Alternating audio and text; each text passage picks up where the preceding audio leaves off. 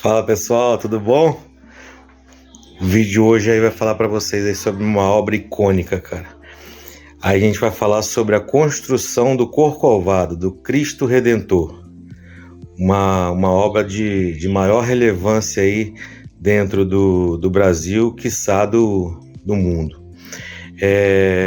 Tentar mostrar para vocês aí qual o material que foi usado, quanto tempo durou, as medidas. O vídeo ficou bem bacana aí, tá bom? Um abraço do Tartarugo.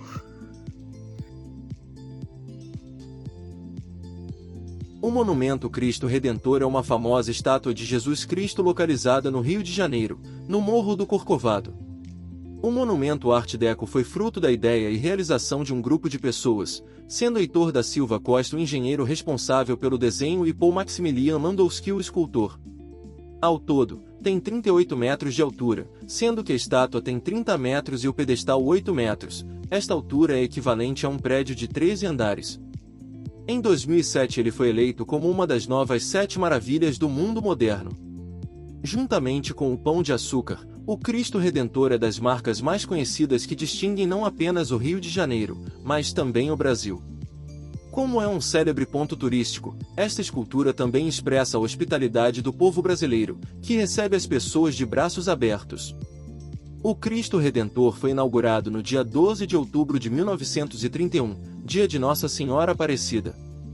Em 1859, o padre Pierre-Marie Bos estava no Colégio da Imaculada Conceição, na praia de Botafogo e, vendo o Monte Corcovado, pensou em construir um monumento em honra da princesa Isabel, filha do imperador Pedro II.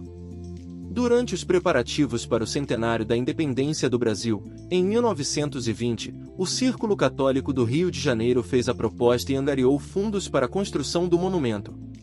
Nesta época surgiram várias propostas, mas a vencedora foi aquela que representava Jesus Cristo em pé, com os braços abertos, com uma postura que refletia uma atitude de amor e paz. O arquiteto e engenheiro Heitor da Silva Costa foi o autor do projeto vencedor do concurso aberto pela Igreja Católica em 1921 para a construção de um monumento no cume do Morro do Corcovado. Seu trabalho teve como inspiração ilustrações do pintor ítalo-brasileiro Carlos Oswald e recebeu o primeiro lugar no concurso. Heitor da Silva Costa, além de vencer o concurso, coordenou todas as fases da obra. As mãos e a cabeça da estátua foram trabalhadas pelo escultor polonês-francês Paul Landowski, sendo que a cabeça foi trabalhada pelo escultor romeno Georg Leonida. Uma curiosidade, Landowski nunca pisou em solo brasileiro e jamais chegou a visitar o Cristo.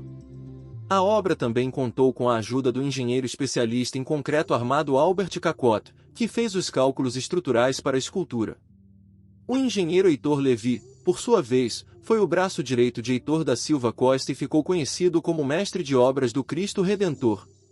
Levi acompanhou as obras no local e conduziu as equipes ao trabalho. Outro nome importante para o monumento foi o do cardeal Sebastião Leme, talvez o membro da Igreja Católica mais interessado em levar à frente o projeto. Foi ele que promoveu campanhas de arrecadação de doações e buscou fundos para o monumento ser efetivamente erguido. Por esse motivo, até hoje a Arquidiocese do Rio é a única detentora dos direitos patrimoniais. O monumento é feito em concreto armado e pedra-sabão. Esta pedra, que existe em grande quantidade no Brasil, além de ser bonita, apresenta elevada resistência à erosão. Para compor o Cristo Redentor foram esculpidos milhares de triângulos de pedra-sabão que foram posteriormente colados em um tecido e aplicados na estátua. Essas pequenas peças triangulares são conhecidas como tesselas. As tesselas tinham como objetivo proteger a estrutura de concreto armado.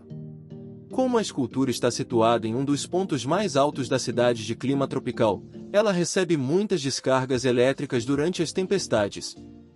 Esse fato faz com que as tesselas sejam danificadas, por esse motivo a estátua precisa de constante observação e restauro periódico, feito por restauradores alpinistas. Segundo o padre Omar Raposo, reitor do Santuário do Cristo Redentor, há muito material armazenado para as renovações do monumento. Por ser o pico do Morro do Corcovado, foi necessário instalar uma série de para-raios no monumento, principalmente na cabeça e nos braços da escultura. Segundo o Instituto Nacional de Pesquisas Espaciais, INPE, o Cristo Redentor é atingido por cerca de 6 raios ao ano. Em 16 de janeiro de 2014, Parte do dedo polegar da mão direita do Cristo quebrou após ser atingida por um raio. Um mês antes do polegar ter sido atingido, o dedo médio da mesma mão havia recebido também um raio, ficando significativamente danificado. Nem todo o monumento foi construído no nosso país. As mãos e a cabeça foram esculpidas em Paris e divididas em várias partes, montadas no Brasil. A cabeça foi dividida em 50 peças e as mãos em 8 peças. Antes da sua construção foram sugeridos 3 locais para a construção do monumento: Morro de Santo Antônio, Pão de Açúcar e o Morro do Corcovado, sendo que foi escolhido este último. O Cristo Redentor é a segunda maior representação em escultura de Jesus Cristo do mundo, só ultrapassada pela escultura Estátua de Cristo Rei que se encontra na Polônia. Existe um coração no Cristo Redentor, que mede 1,30 m. Nesse coração, na parte de dentro da escultura, existe um frasco de vidro com um pergaminho que contém a árvore genealógica do engenheiro fiscal Pedro Fernandes e do mestre de obras Heitor Levi. Por ser um dos maiores cartões postais do Brasil e ter impacto significativo na paisagem e na vida dos brasileiros, o Cristo Redentor está presente em muitas obras da cultura nacional. Na música, foi tema de canções de diversos cantores e compositores, como Caetano Veloso, Nara Leão, Chico Buarque, Tom Jobim, Vinícius de Moraes, entre outros. A estátua também aparece em obras cinematográficas e muito na televisão, principalmente em telenovelas. Assim encerramos mais um vídeo histórico em nosso canal contando um pouco dessa magnífica e revolucionária história da construção civil. E se você gostou desse vídeo, compartilhe-o com seus amigos e não se esqueça de se inscrever em nosso canal e, caso já seja inscrito, deixe aqui seu like e sua opinião ou dúvida nos comentários ou entre em contato conosco através de nosso Instagram AndersonFranco010. Sua opinião será sempre bem-vinda, e suas dúvidas serão respondidas com muita atenção e carinho por nós. Até a próxima!